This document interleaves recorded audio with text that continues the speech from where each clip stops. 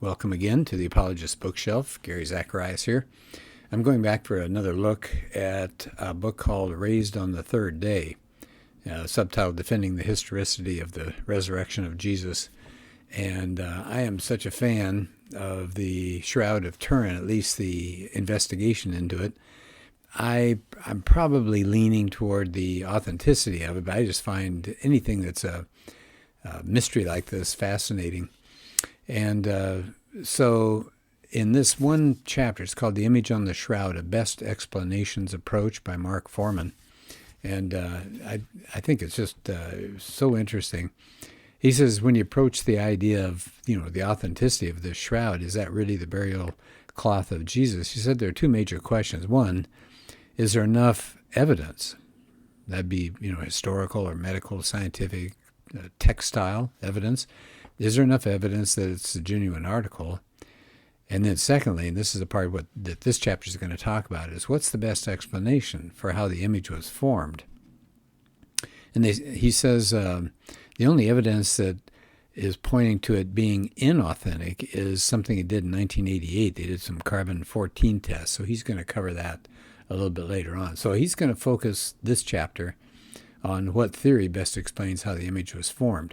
He gives a little bit of background first, that the first photographs were taken in 1898, and now you can see that it's a negative image, so they saw that. And then occasionally the shroud was being publicly displayed. They did some more serious scientific investigation in 1978, but in 1988 they allowed a sample of it to be cut for some C14 testing. And he says, let's go to some basics about the shroud. So he says the shroud is just a long cloth that's wrapped around a corpse in preparation for the burial. And then you wrap this person who died in the shroud and you buried him in the ground with no coffin. Well, for the Jews, they would put him in a temporary grave like a small cave, let the body decay for about a year. Then they could open the cave up and the bones were put in an ossuary for permanent burial. Well, since 1578, there's been this shroud in Turin, Italy. It's 14 feet, 6 inches long and 3 feet wide. Well, almost 4 feet wide. It has an image of a man on it that has a lot of things that seem pretty close to what happened to somebody who got crucified. And actually, a lot of the features seem very close to what Jesus was said to have gone through. So I'm going to go through these pretty quickly. Let's see, how many of them are there? There are 24. So what he's going to do is rattle off these 24 characteristics that you can see in the shroud and then try to figure out, so how did these come about? So it's a 5-inch, so I won't tell you what numbers they are, I'll just rattle these things off. So it's a 5 foot, 10-inch male, and it's no distortions. The image is high resolution. There's a state of rigor mortis. There's a puncture wound in the right wrist. The left wrist is hidden from view. There's scourge wounds on the chest, legs, and back. It looks like what would be caused by a Roman flagrum. There are puncture wounds in the scalp and head. A wound in the right side, some kind of stabbing. Puncture wound around the feet. One nail seems to have gone through both feet. Blood surrounds the wrist and scalp wounds, and it looks like blood flowing up the arms, which you would notice if somebody was on a cross and had the hands up fairly high, and the blood would come down toward the armpit. The face appears to have been beaten. The hair is long, apparently tied in the back. There are abrasions on the nose and knees, like somebody falling down.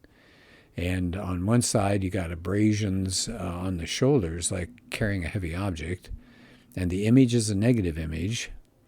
And then there's some scorch marks on it and holes and some patches that were done because there was a fire in 1532, and they patched it in 1534. The linen in the cloth is a herringbone weave that's consistent with a first century weave pattern. All right, what else have they found? Well, the image is a superficial image. In other words, just on the very topmost fibers, not all the way down through the linen. So I think that's fascinating. The image has 3D information, no distortion. When it's laid flat, the image actually has vertical mapping. So it's corresponding to the direction of gravity, they said. The blood was AB. There are no brush strokes, so it doesn't look like the blood was painted on. The image, and this is crucial, the image doesn't have any pigments, no dyes, no brush strokes, no cementation between the fibers, no clumping, no capillary flow if you had ended up trying to paint it or dye it or stained it.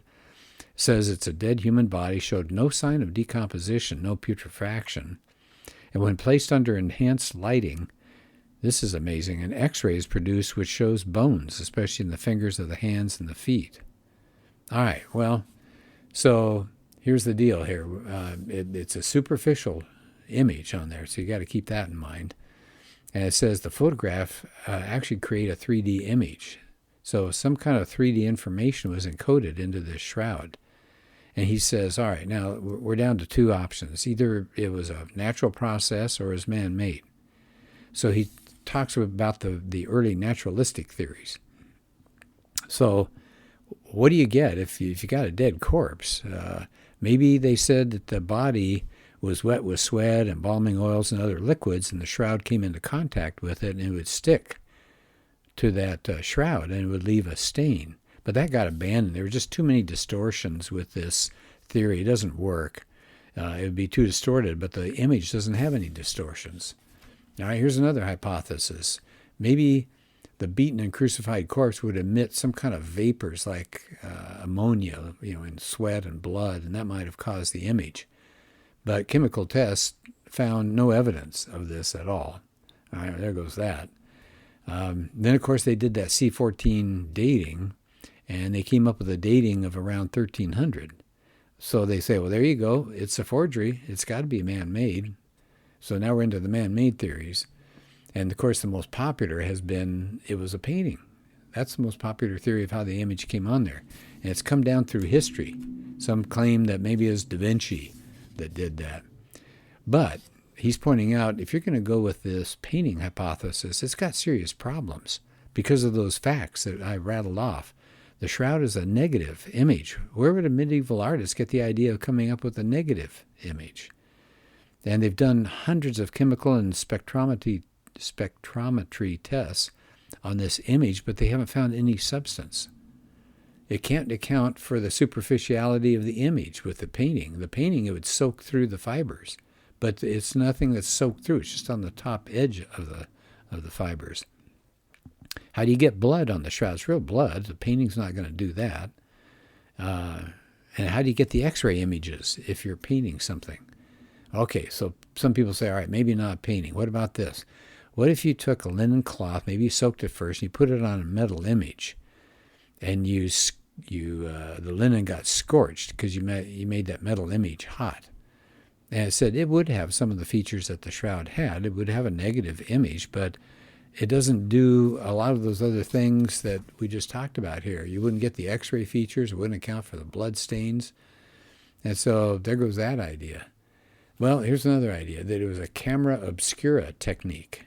Now, I don't know if I had to look that up and check on it, but what you do, it's a simple technique. It's what you use when you view a solar eclipse, for example, with a pinhole box projector that projects an image to a white piece of paper so you're not looking directly at the sun. So somebody said, how about this? You have a life-size sculpture of a body in bright sunlight, and you focus it through a lens, and that conveys the image to a linen cloth that you cover with silver nitrate, like the old photography, and you put that in a dark chamber.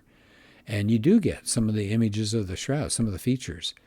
But one problem is nobody did this in medieval times. They've never found any example of this. And then, again, it's a superficial coating on the very outside of the linen. It doesn't soak all the way through, but they say if you put silver nitrate on there, that's liquid, and that's going to soak it right on through. And it doesn't account for blood on the cloth. It doesn't account for 3D information. It doesn't account for those X-ray features. All right, so here's another candidate for a man-made way of getting the shroud. It uses sunlight as well. So what you do is you heat a cloth and you lay it out in the sunlight, so you're kind of aging it. And then you have painted glass of different shades placed between the cloth and the sunlight. Now that painted cloth is going to cast a shadow on the cloth itself. And it says, one wonders how a medieval forger would even conceive of coming up with something like that. And it doesn't account for that superficiality, doesn't account for the X-rays, doesn't account for the blood, for the 3D information. So there goes that one. So he said, well, there's the radiation hypothesis. He says this seems to be, so if you take away the natural processes and you take away the man-made ideas, here's where he's going to land. He calls it the radiation hypothesis. And he says somehow the shroud was irradiated with particle radiation, and that occurs when protons and neutrons are emitted from atoms. And when protons irradiate cellulose, which is in the linen, it turns into a straw yellow color, which is the color of the image that's on the shroud. And so energy somehow, at least this is his theory and others, was added to the cloth in a powerful burst of radiation somehow, so that there was some kind of electron bonding going on. Well, where would the radiation come from? The body. That's the only place it can come from. So radiation, he says, has the benefit. It explains how the image was formed, and it also explains all those features that I gave you earlier in this podcast. And it would explain why the C14 dating was skewed when that was came out with a date of like 1300. In a burst of radiation, you get neutrons that get emitted, and then the neutrons explain why the C14 dating is off.